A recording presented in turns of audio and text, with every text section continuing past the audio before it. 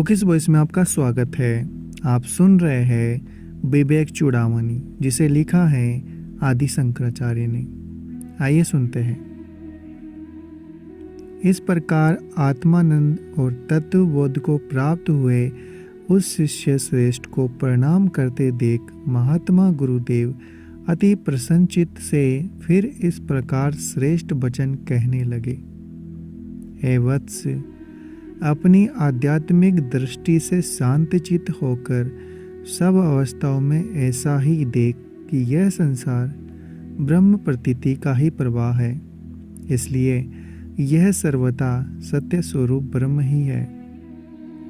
नेत्र युक्त व्यक्ति को चारों ओर देखने के लिए रूप के अतिरिक्त और क्या वस्तु है। उसी प्रकार ब्रह्म ज्ञानी की बुद्धि का विषय सत्य स्वरूप ब्रह्म से अतिरिक्त और क्या हो सकता है। उस परमानंद रस के अनुभव को छोड़कर अन्य थोते विषयों में कौन बुद्धिमान रमण करेगा।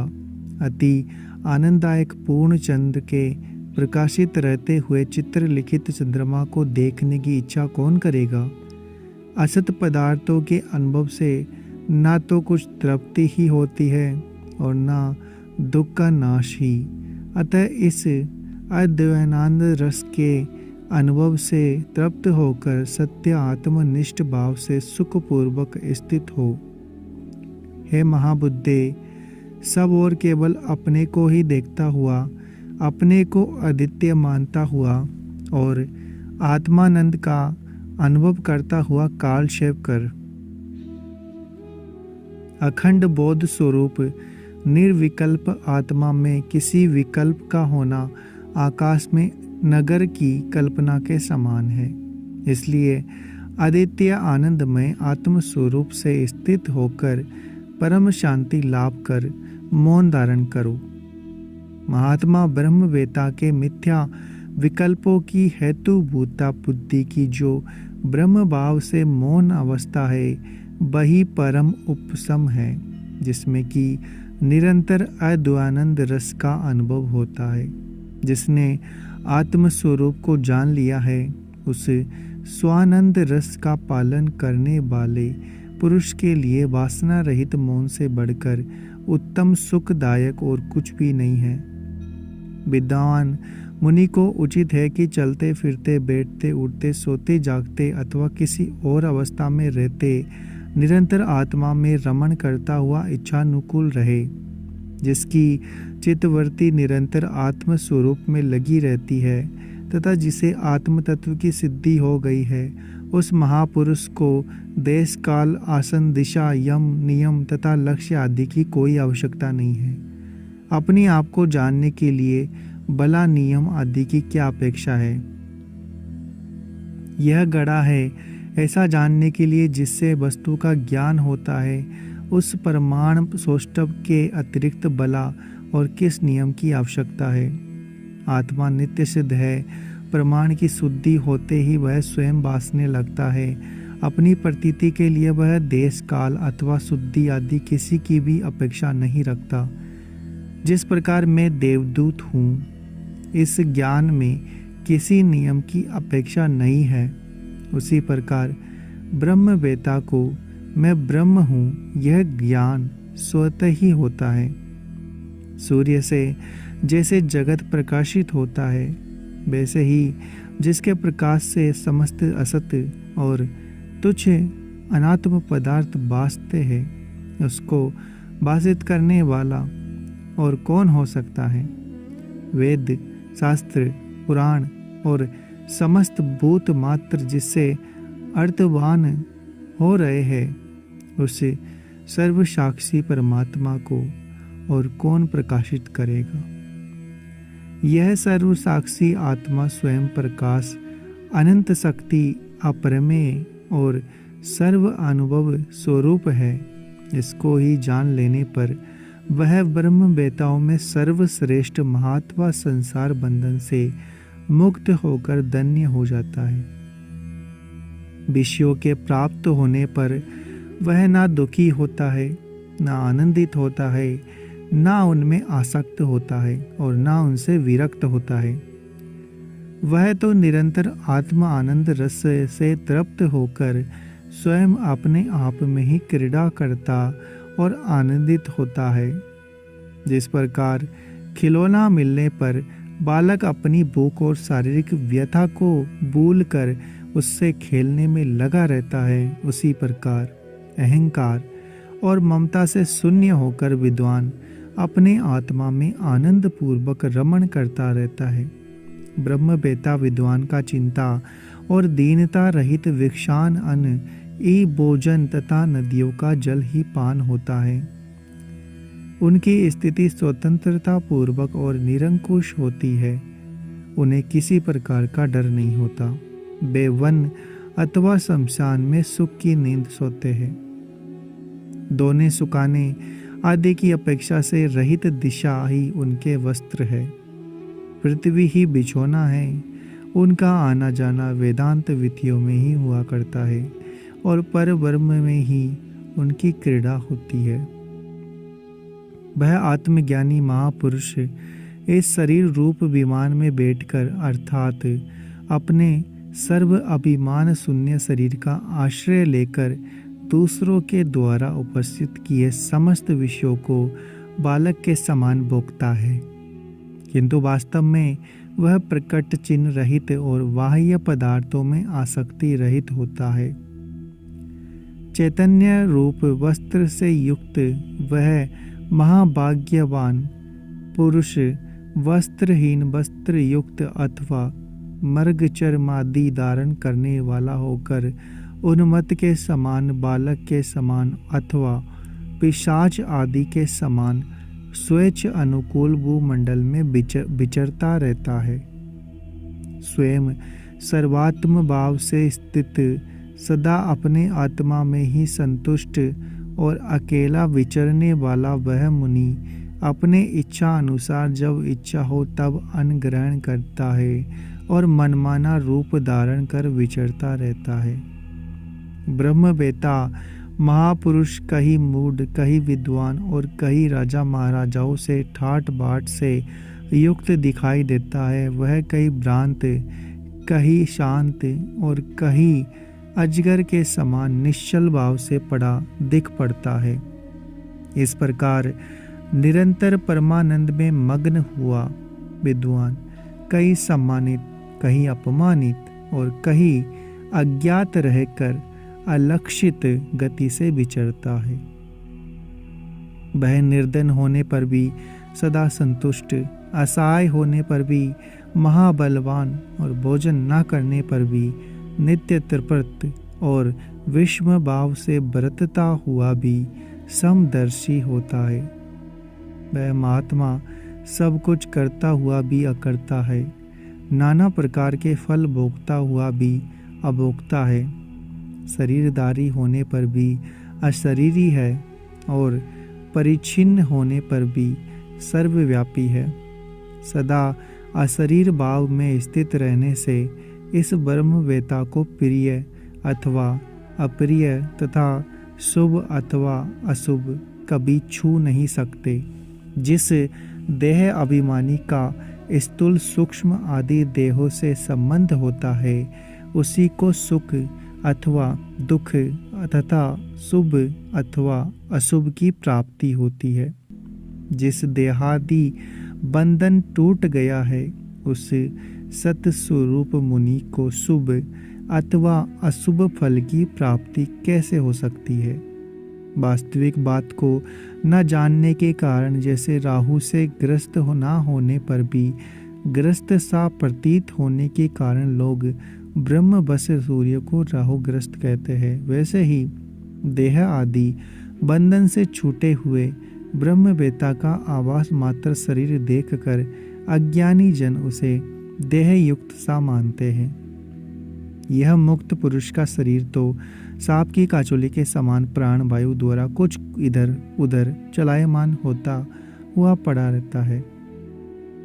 जैसे जल के प्रवाह से लकड़ी ऊंचे नीचे स्थानों में बहा ले जाया जाती है, उसी प्रकार देव के द्वारा ही उसका शरीर समय अनुकूल भोगों को प्राप्त करता है।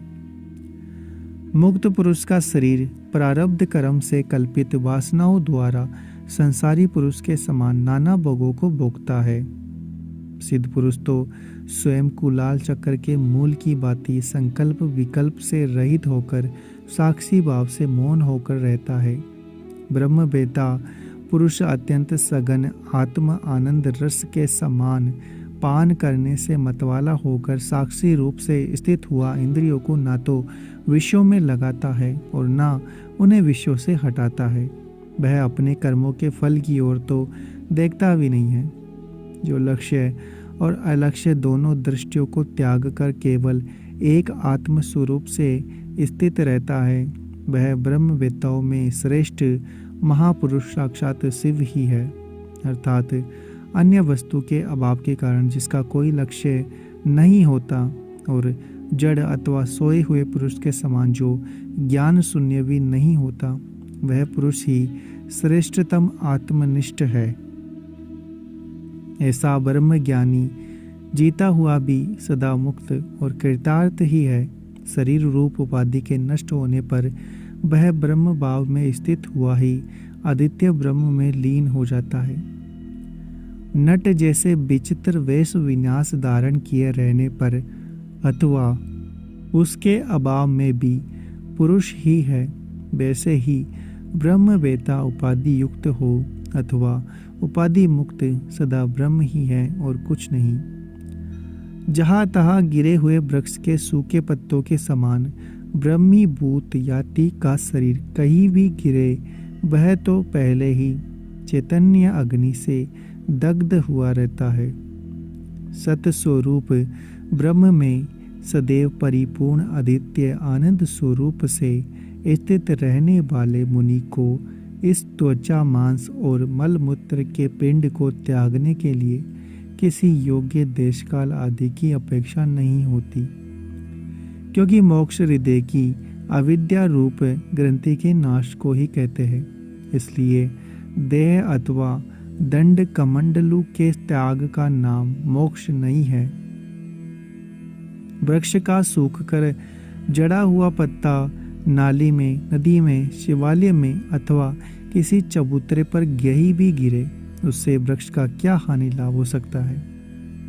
वृक्ष के पत्ते, फूल और फलों के समान नाश तो जीव के देह, इंद्रिय, प्राण और बुद्धि आदि का ही होता है। सदा आनंद स्वरूप स्वयं आत्मा का नाश कभी नहीं होता, वह तो वृक्ष के समान नित्य निश्चल है।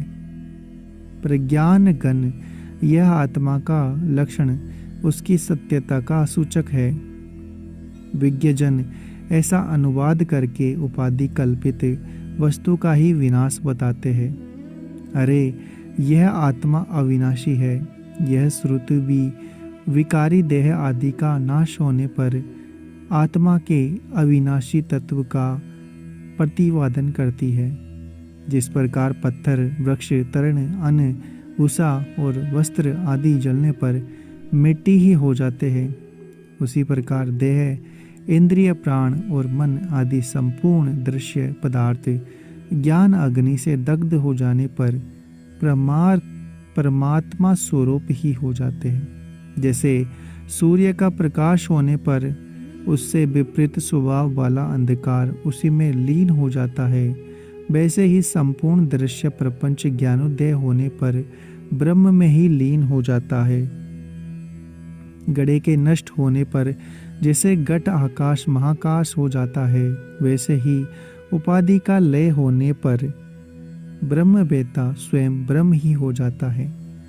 जैसे दूध में मिलकर दूध, तेल में मिलकर तेल और जल में मिलकर जल एक ही हो जाते हैं, वैसे ही आत्मज्ञानी मुनि आत्मा में लीन होने पर आत्मस्वरूप हो जाता है। अखंड सत्ता मात्र से स्थित होना ही विदेह कैवल्य है। इस प्रकार ब्रह्म भाव को प्राप्त होकर यह यति फिर संसार चक्र में नहीं पड़ता। ब्रह्म और आत्मा के एकत्व ज्ञान रूप अग्नि से अविद्याजन्य शरीर आदि उपाधि के दग्ध हो जाने पर तो यह ब्रह्मवेत्ता ब्रह्म रूप ही हो जाता है। और ब्रह्म का फिर जन्म कैसा? वंदन और मोक्ष माया से ही हुए हैं, वे वस्तुतः आत्मा में नहीं है। जैसे क्रियाहीन रज्जु में सर्प प्रतीति का होना ना होना ब्रह्म मात्र है, वास्तव में नहीं। अज्ञान की आवरण शक्ति के रहने और ना रहने से ही क्रमशः बंध और मोक्ष कहे जाते हैं, और ब्रह्म का कोई आवरण हो ही नहीं सकता, क्योंकि उससे अतिरिक्त और कोई वस्तु है ही नहीं, अतः वह अनावृत है। यदि ब्रह्म का भी आवरण माना जाए तो अद्वैत सिद्ध नहीं हो सकता, और द्वैत श्रुति को मान्य नहीं है।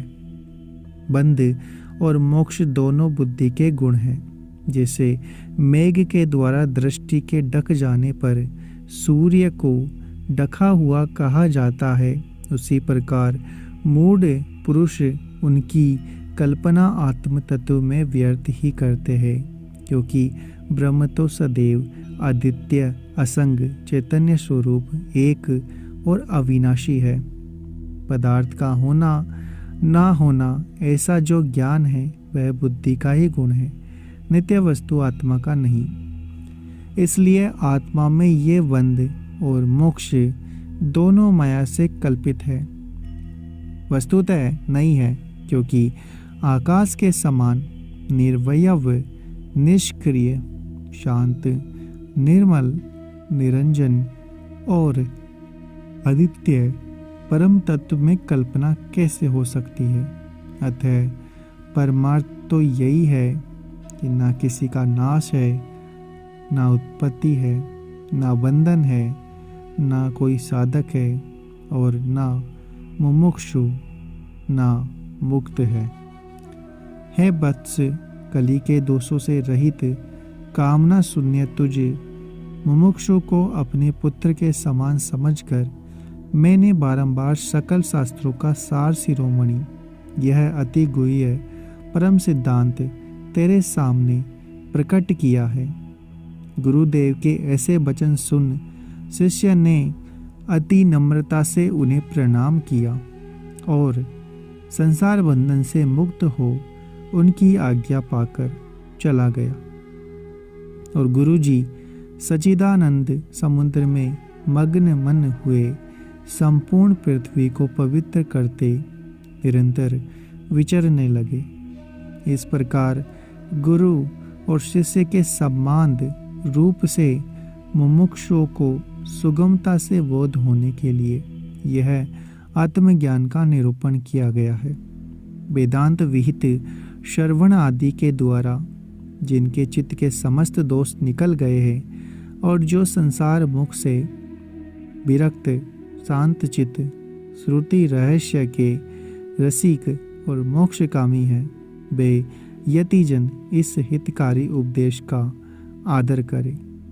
संसार मार्ग में नाना प्रकार के कलेश रूपी सूर्य की किरणों से उत्पन्न हुए दाह की व्यथा से पीड़ित होकर मरुस्थल में जल की इच्छा से भटकते हुए थके मांदे पुरुषों को अति निकट में ही अद्वितीय ब्रह्म रूप अत्यंत आनंद पूर्वक अमृत का समुद्र दिखाने वाली यह श्री शंकराचार्य जी की निर्वाण दायिनी वाणी निरंतर जय को प्राप्त हो रही है। इस प्रकार हमारी विवेक चूड़ामणि आज समाप्त होती है। उम्मीद है दोस्तों आपको यह सीरीज पसंद आई होगी। कमेंट बॉक्स में हमें बताइए आपको हमारा ये अनुभव कैसा लगा, और वीडियो को लाइक करें, शेयर करें, चैनल को सब्सक्राइब करें और कमेंट में बताइए कि नेक्स्ट बुक आप कौन सी सुनना चाहेंगे।